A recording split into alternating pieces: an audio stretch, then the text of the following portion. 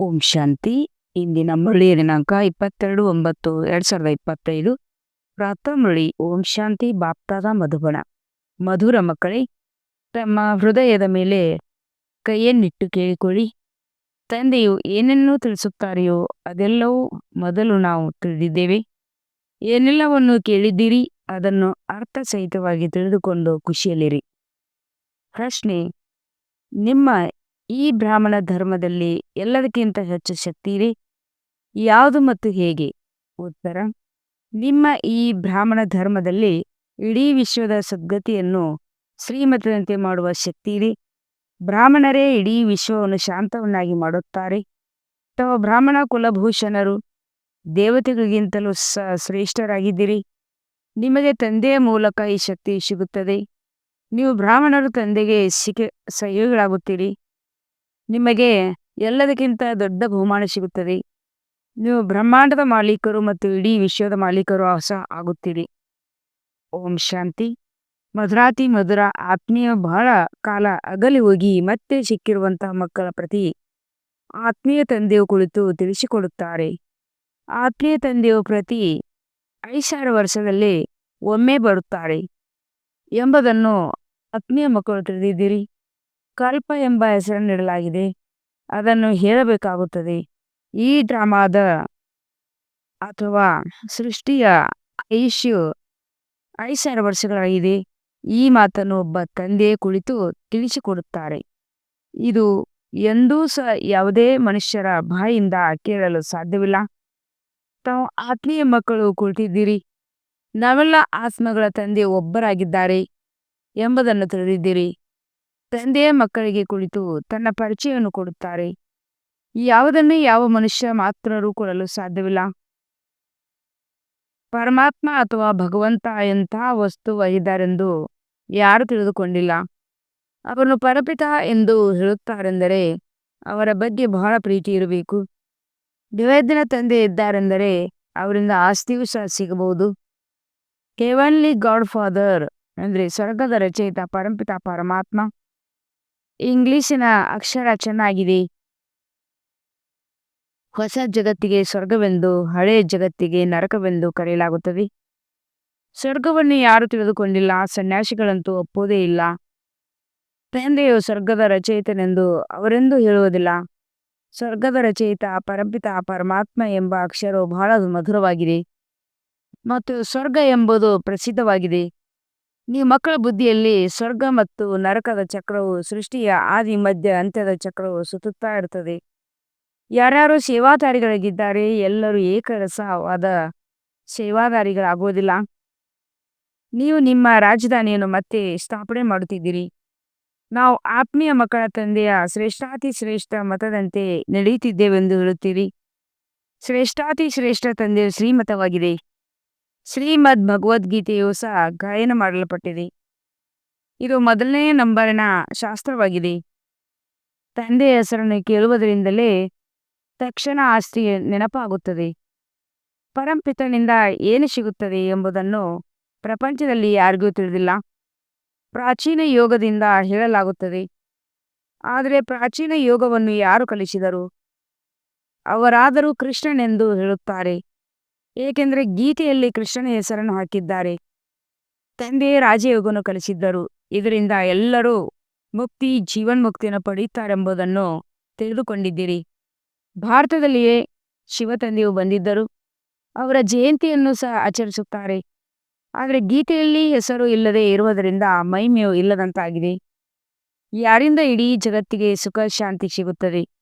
ಆ ತಂದೆಯನ್ನು ಮರೆತು ಬಿಟ್ಟಿದ್ದಾರೆ. ಇದಕ್ಕೆ ಒಂದು ತಪ್ಪಿನ ನಾಟಕವೆಂದು ಹೇಳಲಾಗುತ್ತದೆ. ತಂದೆಯನ್ನು ತಿಳಿಯದೇ ಇರುವುದೇ ಎಲ್ಲದಕ್ಕಿಂತ ದೊಡ್ಡ ತಪ್ಪಾಗಿದೆ. ಕೆಲವೊಮ್ಮೆ ನಾನು ರೂಪದಿಂದ ಭಿನ್ನನಾಗಿದ್ದೇನೆಂದು ಹೇಳುತ್ತಾರೆ.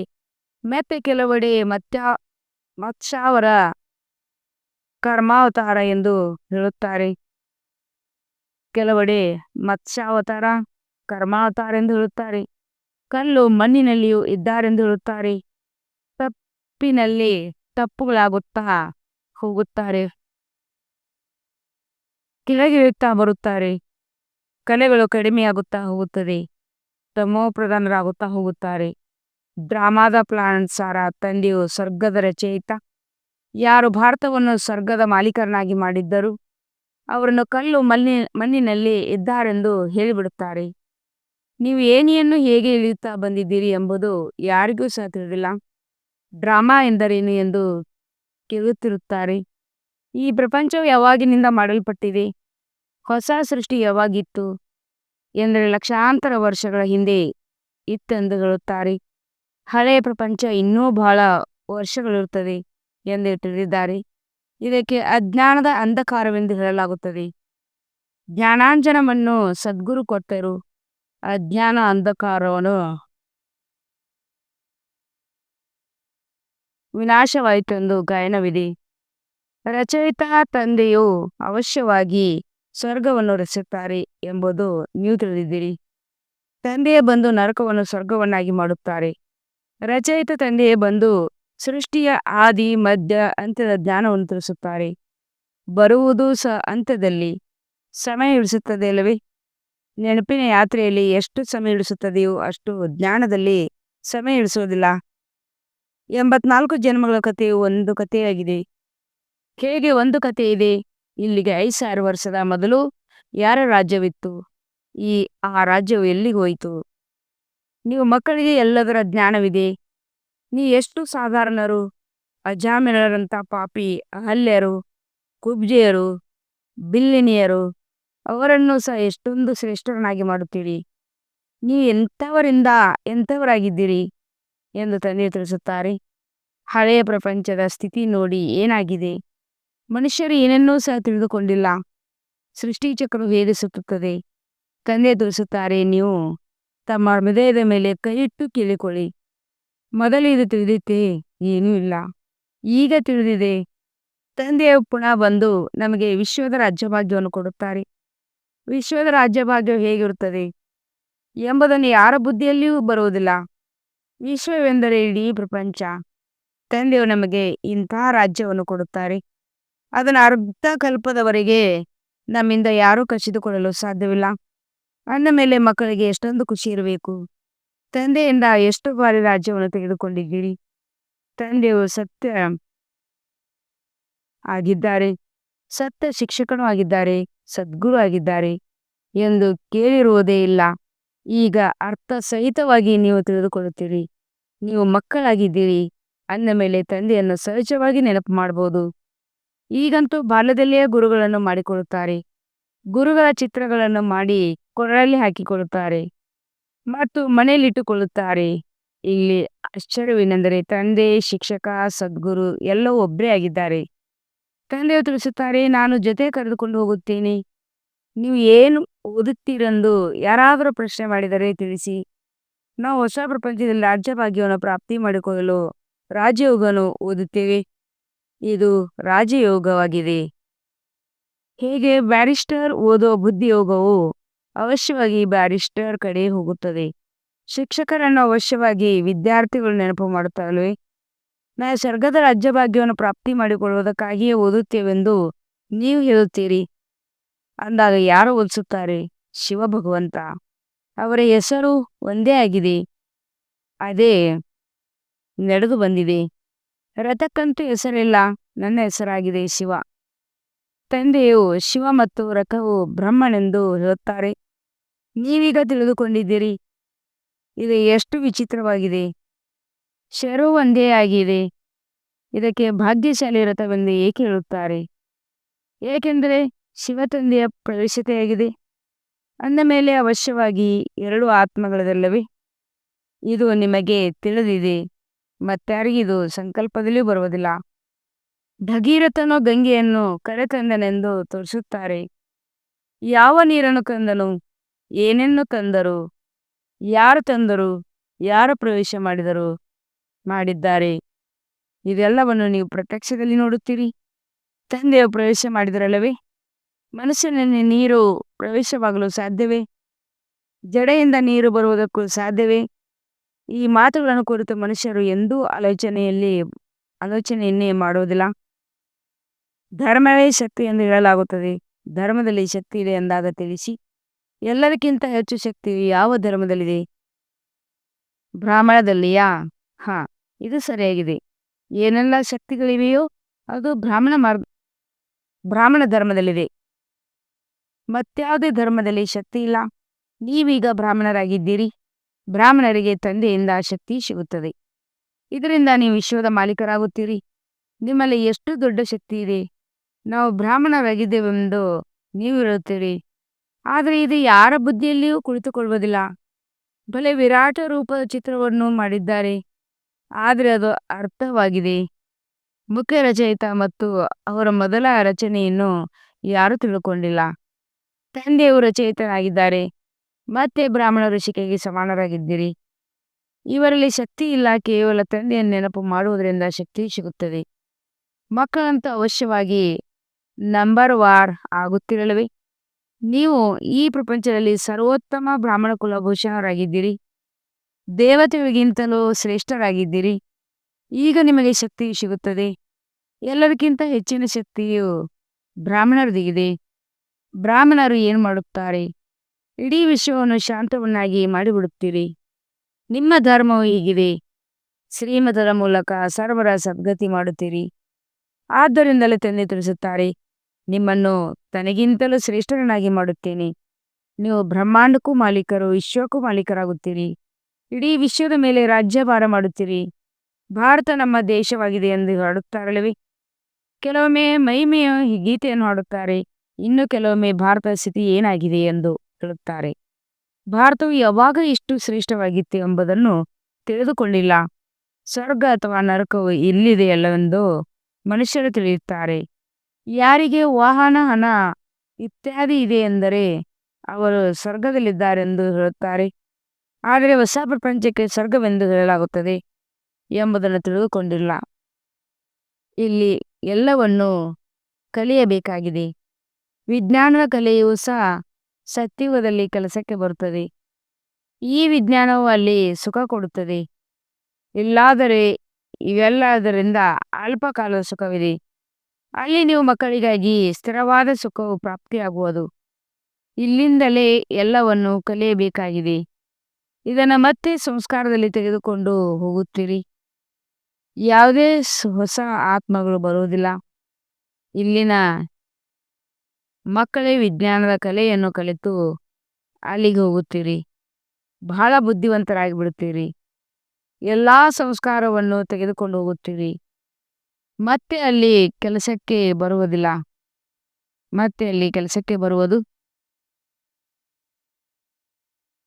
ಬುದ್ಧಿವಂತರಾಗಿ ಬಿಡುತ್ತೀರಿ. ಎಲ್ಲ ಸಂಸ್ಕಾರವನ್ನು ತೆಗೆದುಕೊಂಡು ಹೋಗುತ್ತೀರಿ. ಮತ್ತೆ ಅಲ್ಲಿ ಕೆಲಸಕ್ಕೆ ಬರುವುದು. ಈಗ ಅಲ್ಪಕಾಲದ ಸುಖವಿದೆ. ಮತ್ತೆ ಈ ಬಾಂಬು ಇತ್ಯಾದಿಗಳ ಎಲ್ಲವನ್ನು ಸಮಾಪ್ತಿ ಮಾಡಿಬಿಡುತ್ತದೆ. ಎಲ್ಲರ ಮೃತ್ಯುವಾಗದೆ ಶಾಂತಿಯ ರಾಜ್ಯವು ಹೇಗಾಗುವುದು? ಇಲ್ಲಂತೂ ಅಶಾಂತಿಯ ರಾಜ್ಯವಾಗಿದೆ. ಇದು ಸಹ ನಿಮ್ಮ ಬುದ್ಧಿಯಲ್ಲಿದೆ. ನಂಬರ್ ವಾರ್ ಇದೆ. ಅವರೇ ಮೊಟ್ಟ ಮೊದಲು ನಮ್ಮ ಮನೆಗೆ ಹೋಗುತ್ತೇವೆ ಮತ್ತು ಸುಖಧಾಮದಲ್ಲಿ ಬರುತ್ತೇವೆ ಎಂದು ತಿಳಿದುಕೊಳ್ಳುತ್ತಾರೆ. ಸುಖದಲ್ಲಿ ತಂದೆಯಂತೂ ಬರುವುದಿಲ್ಲ. ತಂದೆ ತಿಳಿಸುತ್ತಾರೆ, ನನಗೂ ವಾನಪ್ರಸ್ಥವು ಬೇಕಲ್ಲವೇ? ಭಕ್ತಿ ಮಾರ್ಗದಲ್ಲಿಯೂ ಸಹ ನಾನು ಎಲ್ಲರ ಮನೋಕಾಮನೆಗಳನ್ನು ಪೂರ್ಣಗೊಳಿಸುತ್ತಾ ಬಂದಿದ್ದೇನೆ. ಸಂದೇಶಗಳಿಗೆ ತೋರಿಸಿದ್ದೇನೆ ಹೇಗೆ ಭಕ್ತರು ಪೂಜೆ, ತಪಸ್ಸು ಇತ್ಯಾದಿಗಳನ್ನು ಮಾಡುತ್ತಾರೆ. ದೇವಿಯರನ್ನು ಶೃಂಗಾರಿಸಿಗೊಳಿಸಿ ಪೂಜೆ ಮಾಡಿ ನಂತರ ಸಮುದ್ರದಲ್ಲಿ ಮುಳುಗಿಸಿ ಬಿಡುತ್ತಾರೆ. ಎಷ್ಟೊಂದು ಖರ್ಚಾಗುತ್ತದೆ. ಇದೆಲ್ಲವೂ ಯಾವಾಗಿನಿಂದ ಆರಂಭವಾಗಿದೆ ಎಂಬುದನ್ನು ಕೇಳಿರಿ. ಆಗ ಪರಂಪರೆಯಿಂದ ನಡೆಯುತ್ತಾ ಬಂದಿದೆ ಎಂದು ಹೇಳುತ್ತಾರೆ. ಎಷ್ಟೊಂದು ಅಲೆದಾಡುತ್ತಿರುತ್ತಾರೆ. ಇದೆಲ್ಲವೂ ನಾಟಕವಾಗಿದೆ. ತಂದೆಯು ಪದೇ ಪದೇ ಮಕ್ಕಳಿಗೆ ತಿಳಿಸುತ್ತಾರೆ, ನಾನು ನಿಮ್ಮನ್ನು ಬಹಳ ಮಧುರವನ್ನಾಗಿ ಮಾಡಲು ಬಂದಿದ್ದೇನೆ. ಈ ದೇವತೆಗಳು ಎಷ್ಟು ಮಧುರ ಆಗಿದ್ದಾರೆ. ಈಗಂತೂ ಮನುಷ್ಯರು ಬಹಳ ಕಠಿಣ ಸ್ವಭಾವದವರಾಗಿದ್ದಾರೆ. ಯಾರು ತಂದೆಗೆ ಬಹಳ ಸಹಯೋಗ ನೀಡಿದ್ದರೋ ಅವರ ಪೂಜೆ ಮಾಡುತ್ತಿರುತ್ತಾರೆ. ನಿಮಗೂ ಪೂಜೆ ನಡೆಯುತ್ತದೆ. ನೀವು ಶ್ರೇಷ್ಠಾದಿ ಶ್ರೇಷ್ಠ ಪದವಿಯನ್ನು ಪ್ರಾಪ್ತಿ ಮಾಡಿಕೊಳ್ತೀರಿ. ನಾನು ನಿಮ್ಮನ್ನು ನನಗಿಂತಲೂ ಶ್ರೇಷ್ಠರನ್ನಾಗಿ ಮಾಡುತ್ತೇನೆ. ಶ್ರೇಷ್ಠಾತಿ ಶ್ರೇಷ್ಠ ಭಗವಂತ ಶ್ರೀಮತವಾಗಿದೆ, ಕೃಷ್ಣನೆಂದು ಹೇಳುವುದಿಲ್ಲ. ಗೀತೆಯಲ್ಲಿಯೂ ಶ್ರೀಮತವು ಪ್ರಸಿದ್ಧವಾಗಿದೆ. ಕೃಷ್ಣನ ಆತ್ಮನಂತೂ ಸಹ ಈ ಸಮಯದಲ್ಲಿ ತಂದೆಯಿಂದ ಆಸ್ತಿಯನ್ನು ಪಡೆಯುತ್ತಿದ್ದಾರೆ. ಕೃಷ್ಣನ ಆತ್ಮನ ರಥದಲ್ಲಿಯೇ ತಂದೆಯು ಬಂದು ಪ್ರವೇಶ ಮಾಡಿದ್ದಾರೆ. ಇದು ಎಷ್ಟು ಅದ್ಭುತವಾದ ಮಾತಾಗಿದೆ. ಇದು ಎಂದೂ ಯಾರ ಬುದ್ಧಿಯಲ್ಲಿಯೂ ಬರುವುದಿಲ್ಲ. ತಿಳಿದುಕೊಳ್ಳುವವರಿಗೂ ಸಹ ತಿಳಿಸುವುದರಲ್ಲಿ ಬಹಳ ಪರಿಶ್ರಮವಾಗುತ್ತದೆ. ತಂದೆಯು ಮಕ್ಕಳಿಗೆ ಎಷ್ಟು ಚೆನ್ನಾಗಿ ತಿಳಿಸಿಕೊಡುತ್ತಾರೆ. ಸರ್ವೋತ್ತಮ ಬ್ರಹ್ಮ ಮುಖವಂಶಾವಳಿ ಬ್ರಾಹ್ಮಣರೆಂದು ತಂದೆ ತಿಳಿಸುತ್ತಾರೆ. ನೀವು ಅಷ್ಟು ಶ್ರೇಷ್ಠ ಸೇವೆ ಮಾಡುತ್ತೀರಿ, ಆದ್ದರಿಂದ ಈ ಬಹುಮಾನ ಸಿಗುತ್ತದೆ. ತಂದೆಗೆ ನೀವು ಸಹಯೋಗಿಗಳಾಗುತ್ತೀರಿ, ಆದ್ದರಿಂದ ನಂಬರ್ 1 ಪುರುಷಾರ್ಥಾನುಸಾರ ಎಲ್ಲರಿಗೆ ಬಹುಮಾನ ಸಿಗುತ್ತದೆ. ನಿಮ್ಮಲ್ಲಿಯೂ ಬಹಳ ಶಕ್ತಿ ಇದೆ. ನೀವು ಮನುಷ್ಯರನ್ನು ಸ್ವರ್ಗದ ಮಾಲೀಕರನ್ನಾಗಿ ಮಾಡುತ್ತೀರಿ. ನೀವು ಆತ್ಮಿಕ ಸೈನಿಕರಾಗಿದ್ದೀರಿ. ನೀವು ಈ ಬ್ಯಾಡ್ಜನ್ನೇ ಹಾಕಿಕೊಳ್ಳದಿದ್ದರೆ ಇವರು ಆತ್ಮಿಕ ಸೈನಿಕರಾಗಿದ್ದಾರೆಂದು ಮನುಷ್ಯರು ಹೇಗೆ ತಿಳಿದುಕೊಳ್ಳುವುದು? ಮಿಲಿಟರಿ ಅವರಿಗೆ ಯಾವಾಗಲೂ ಬ್ಯಾಡ್ಜ್ ಇರುತ್ತದೆ. ಶಿವತಂದೆಯು ಹೊಸ ಪ್ರಪಂಚದ ರಚಯಿತನಾಗಿದ್ದಾರೆ. ಅಲ್ಲಿ ಆ ದೇವತೆಗಳ ರಾಜ್ಯವಿತ್ತು, ಈಗಿಲ್ಲ. ಮತ್ತೆ ತಂದೆಯು ತಿಳಿಸುತ್ತಾರೆ, ಮರಣಭವ ದೇಹ ಸಹಿತ ದೇಹದ ಎಲ್ಲಾ ಸಂಬಂಧಗಳನ್ನು ಬಿಟ್ಟು ಒಬ್ಬನ ನೆನಪು ಮಾಡಿ. ಇದರಿಂದ ಕೃಷ್ಣನ ರಾಜಧಾನಿಯನ್ನು ಬಂದು ಬಿಡುತ್ತೀರಿ. ಇದರಲ್ಲಿ ನಾಚಿಕೆಯ ಮಾತಿಲ್ಲ. ತಂದೆಯ ನೆನಪಿರುವುದು. ತಂದೆಯ ಇವರ ಬಗ್ಗೆಯೂ ಸಹ ತಿಳಿಸುತ್ತಾರೆ. ಇವರು ಬ್ರಹ್ಮ ನಾರಾಯಣ ಪೂಜೆ ಮಾಡುತ್ತಿದ್ದರು. ನಾರಾಯಣ ಮೂರ್ತಿಯ ಜೊತೆ ಇರುತ್ತಿತ್ತು. ನಿಳೀತಾ ತಿರುಗಾಡುತ್ತಾ ಅದನ್ನು ನೀವು ನರವನ್ನು ನಾರಾಯಣಾಗಿ ಮಾಡುವವರಾಗಿದ್ದೀರಿ. ರಾಜಯೋಗವನ್ನು ನೀವೇ ಕಲಿಸುತ್ತೀರಿ. ನರನಿಂದ ನಾರಾಯಣಾಗಿ ಮಾಡುವ ಸೇವೆ ಮಾಡುತ್ತೀರಿ. ತಮ್ಮನ್ನು ನೋಡಿಕೊಳ್ಳಿರಿ, ನನ್ನಲ್ಲಿ ಯಾವುದೇ ಅವಗುಣ ಇಲ್ಲವೇ? ನೀವು ಮಕ್ಕಳು ಭಕ್ತದರ ಬಳಿ ಬರುತ್ತೀರಿ. ತಂದೆ ಶಿವನಾಗಿದ್ದಾರೆ. ದಾದಾರವರು ಇವರು ರಥವಾಗಿದ್ದಾರೆ. ಅಂದ ಮೇಲೆ ತಂದೆಯು ಅವಶ್ಯವಾಗಿ ರಥದ ಮೂಲಕವೇ ಮಿಲನ ಮಾಡುತ್ತಾರಲ್ವೇ? ತಂದೆಯ ಬಳಿ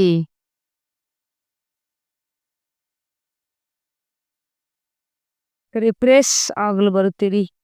ಸಮ್ಮುಖದಲ್ಲಿ ಕುಳಿತುಕೊಂಡಾಗ ನೆನಪಿರುತ್ತದೆ, ತಂದೆಯು ಕರೆದುಕೊಂಡು ಹೋಗಲು ಬಂದಿದ್ದಾರೆ. ತಂದೆಯು ಸಮ್ಮುಖದಲ್ಲಿ ಕುಳಿತಿದ್ದಾರೆ. ಅಂದ ಮೇಲೆ ಹೆಚ್ಚು ಗಮನ ಕೊಡಬೇಕು.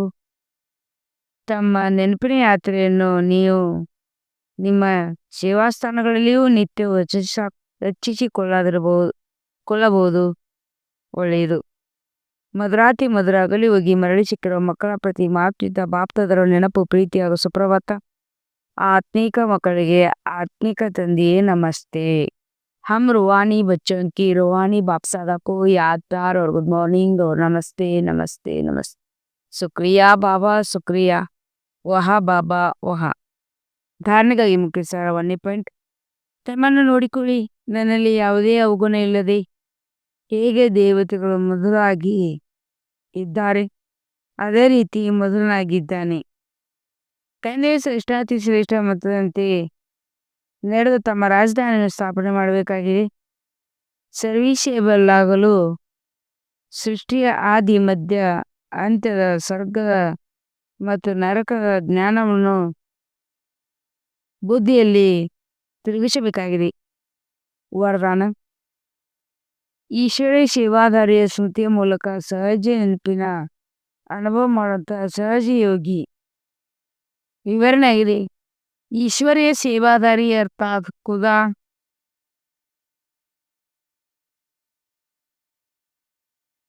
ಏನು ಅದ್ಭುತ ಕೊಟ್ಟಿದ್ದಾರೆ. ಈ ಸೇವೆಯಲ್ಲಿ ಸದಾ ತತ್ಪರಾಗಬಹುದು. ಸದಾ ಇದೇನ ಸೇರಲಿ. ನನಗೆ ಸ್ವಯಂ ಖುದಾ ಸೇವೆ ಕೊಟ್ಟಿದ್ದಾರೆ. ಕಾರ್ಯ ಮಾಡುತ್ತಾ ಯಾರು ಕಾರ್ಯ ಕೊಟ್ಟಿದ್ದಾರೆ ಅದನ್ನು ಎಂದೂ ಮರೆಯಲು ಸಾಧ್ಯ ಇಲ್ಲ.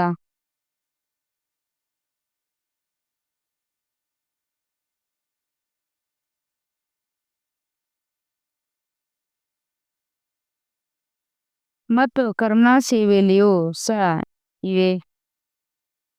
ಸ್ಮೃತಿ ಇರಲಿ, ತಂದೆಯ ಸೂಚನೆಯು ಮೇರೆಗೆ ಮಾಡುತ್ತೇನೆಂದು ಆಗ ಸಹಜ ನೆನಪಿನ ಅನುಭವ ಮಾಡುತ್ತಾ ಸಹಜೀವಿಗಳಾಗ್ಬಿಡಿರಿ. ಸ್ಲೋಗನ್ ಆಗಿದೆ. ಸದಾ ಈಶ್ವರ್ಯ ವಿದ್ಯಾರ್ಥಿ ಜೀವನ ಸ್ಮೃತಿ. ಸ್ಮೃತಿ ಇದ್ದಾಗ ಮಾಯೆಯ ಸಮೀಪ ಬರಲು ಸಾಧ್ಯವಿಲ್ಲ. ಸದಾ ಈಶ್ವರ್ಯ ವಿದ್ಯಾರ್ಥಿಯ ಜೀವನದ ಸ್ಮೃತಿ ಇದ್ದಾಗ ಮಾಯೆಯ ಸಮೀಪ ಬರಲು ಸಾಧ್ಯವಿಲ್ಲ. 50 ಸೂಚನೆ. ಈಗ ಲಗನ್ನಿನ ಪ್ರೀತಿಯು ಅಗ್ನಿಯನ್ನು ಪ್ರಜ್ವಲಿತಗೊಳಿಸಿ ಯೋಗವನ್ನು ಜ್ವಾಲಾರೂಪವನ್ನಾಗಿ ಮಾಡಿ ಎಷ್ಟು ಸ್ಥಾಪನೆಗೆ ನಿಮಿತ್ತರಾಗುವಂಥವರು ಜ್ವಾಲಾರೂಪವಾಗುತ್ತಾರೆ, ಅಷ್ಟೇ ವಿನಾಶದ ಜ್ವಾಲೆ ಪ್ರತ್ಯಕ್ಷವಾಗುತ್ತದೆ. ಸಂಘಟನೆ ರೂಪದಲ್ಲಿ ಜ್ವಾಲಾರೂಪದ ನೆನಪು ವಿಶ್ವದ ವಿನಾಶದ ಕಾರ್ಯವು ಸಂಪನ್ನ ಮಾಡುತ್ತದೆ. ಅದಕ್ಕೋಸ್ಕರ ಪ್ರತಿ ಸೇವಾ ಕೇಂದ್ರಗಳಲ್ಲಿ ವಿಶೇಷ ಯೋಗದ ಕಾರ್ಯಕ್ರಮ ನಡೆಯುತ್ತಿದ್ದಾಗ ವಿನಾಶದ ಜ್ವಾಲೆಗೆ ರೆಕ್ಕೆ ಸಿಗುವುದು. ಯೋಗದ ಅಗ್ನಿಯಿಂದ ವಿನಾಶದ ಅಗ್ನಿಯು ಸುಡುತ್ತದೆ. ಜ್ವಾಲೆಯಿಂದ ಜ್ವಾಲೆ ಪ್ರಜ್ವಲಿತವಾಗುತ್ತದೆ. ಓಂ ಶಾಂತಿ.